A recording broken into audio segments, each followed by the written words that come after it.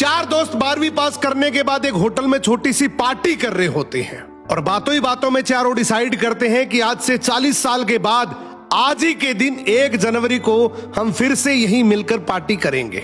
और हाँ, जो सबसे आखिर में आएगा सबका बिल वही पे करेगा। होटल का वेटर भी ये सब देख रहा था।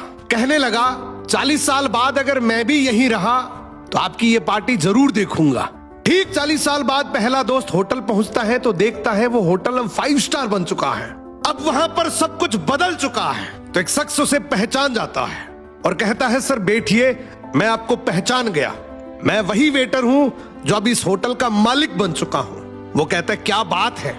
इतने में दूसरा दोस्त आ जाता है। दोनों की बातचीत शुरू होती है कि बिजनेस ग्रो कर गया, सब कुछ अच्छा चल रहा है। दोनों अपनी अपनी बातें शेयर कर ही रहे होते हैं कि तीसरा दोस्त भी पहुंच जाता है, लेकिन चौथा दोस्त अब भी नहीं आया। तो जो सेठ होता है वो कहता है आप ऑर्डर कीजिए, मेन्यू में खाना वगैरह सेलेक्ट कीजिए, इतने में आपका दोस्त भी आ जाएगा। अब खाना भी लग गया। वेट करते करते काफी देर हो गई। उदास मन से ये तीनों दोस्त डिनर शुरू कर देते हैं। तीनों ने डिनर कर भी लिया, लेकिन चौथा दोस्त अब भी नहीं आया।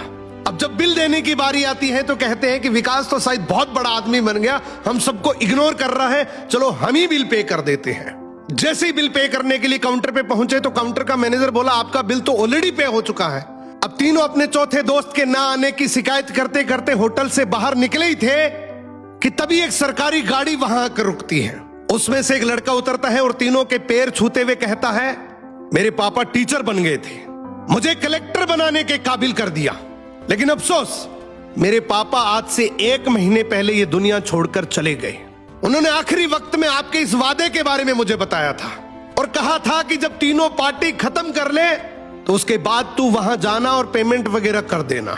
लड़का हाथ जोड़कर बोला मेरे पापा अब इस दुनिया में नहीं रहे, उनका वादा पूरा करने के लिए मैं आया हूं।